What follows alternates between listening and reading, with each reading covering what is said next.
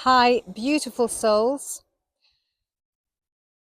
Often we look at life and things occur and we give things meaning.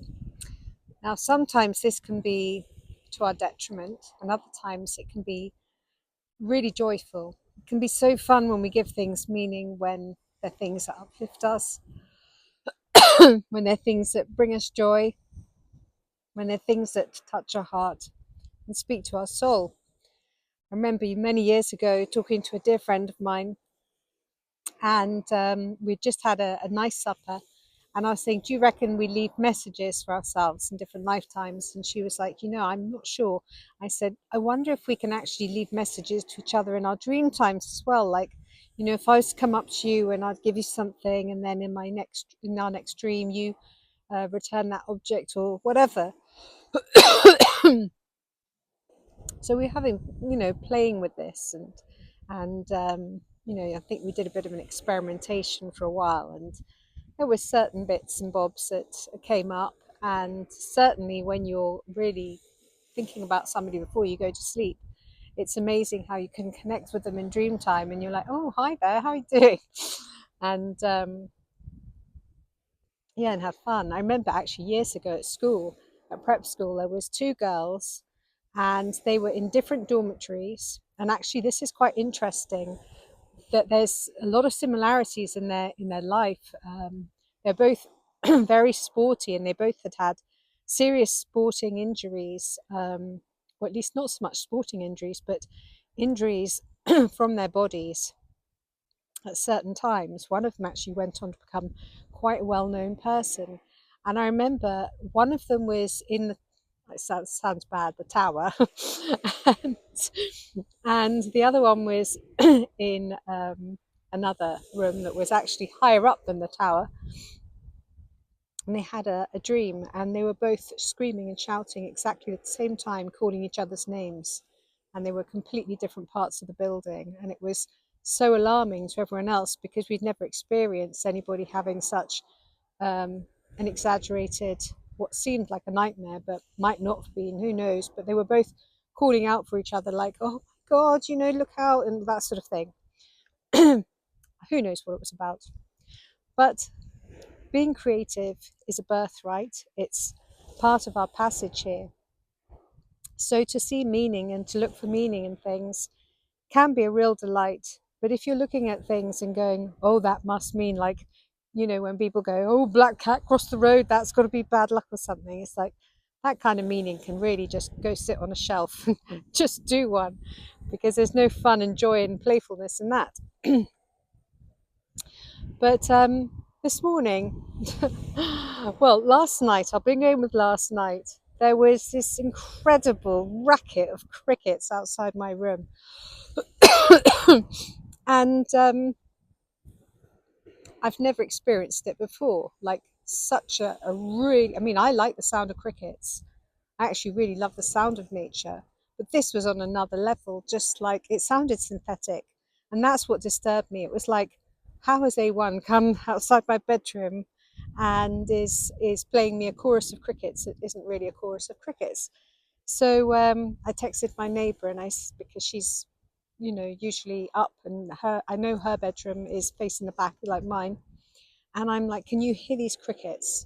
And I didn't hear back till this morning, but she didn't hear them. I thought, it just be me. Can't just be me. I didn't ask my other neighbour, but she did have lights on in her garden, so crickets are attracted to light. So I was like, could it have been real crickets? I mean, it was just so, there wasn't any sort of pause. It didn't sound natural. There was one little pause, and then it started up again. So there was that. And then I got over that. And then this morning, I was in my kitchen, and a bird flew right through my back window, almost flew into me, and then flew out of the back door, which is was just to the side of me.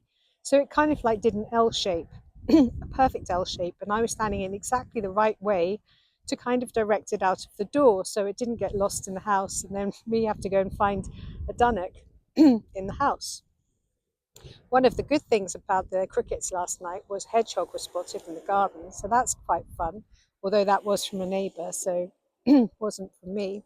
But still, it's always nice to know you've got hedgehogs close to you.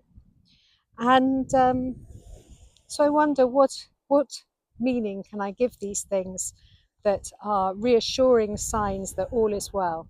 Well, you know what? There's nothing more reassuring than knowing that if a bird flies in, it can fly itself straight out the window and it's not getting harmed. And a perfect L, perfect L. I've got a spider now on me. Spiders always are attracted to me. I seem to spend my life untangling spiders from my hair and things like this. This morning I took a photograph when I was up in the field. Go on, spider, off you go.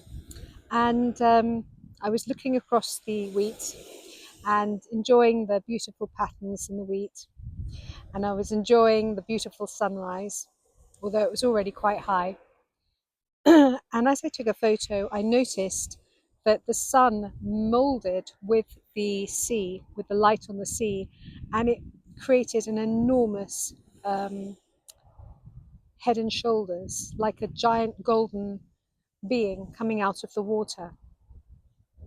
And to me, I took that to be, oh wow, that's the reflection of God, that we are each and every one of us God, and that seeing the God within, like reassurance that all is well, for it must be, because we are divine, each and every one of us. And so that was really amazing, because I've never seen that happen before, never witnessed that happen. Seriously beautiful. I also saw it as being like Poseidon, because I speak a lot to Poseidon. I go through stages of speaking to many different masters and ascended masters, guides, galactics, angelics, call them whatever you like. But there's a lot of beautiful beings out there all willing to help. All you have to do is ask and say, oh gosh, I could use some help. I could use some help.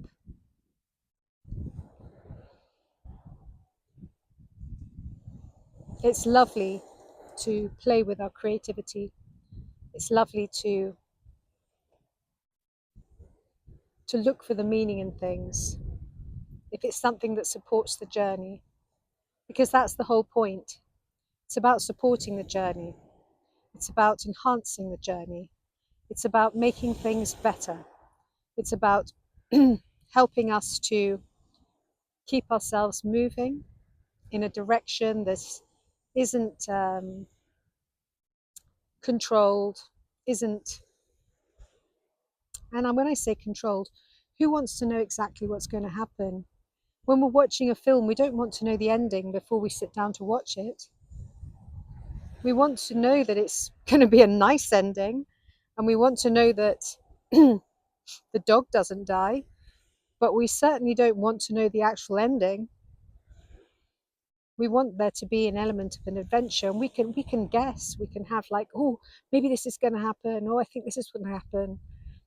But we don't want to know the end. We don't want to know the end of the story of a film or a book that we're reading. So why would we want to know the exact ending of our own life? Why would we want to put it all in a box, all tidy and controlled? It's nice to have that room for maneuver, to give it space, to let it breathe, allow it to form as it should. So when we give things meaning as we move through our world and through our existence, we're actually just enhancing our present moment by playing and having fun. And that's what it's supposed to be about, isn't it? Playing and having fun, not being too serious about any of it. Letting go, not clinging, not holding too tightly. I wish you all a beautiful day. May you find joyful meaning in things that uplift your soul and elevate your present moment. Many blessings. My name's ZsaZsa. Like, subscribe, and share if you feel called to do so. Thank you.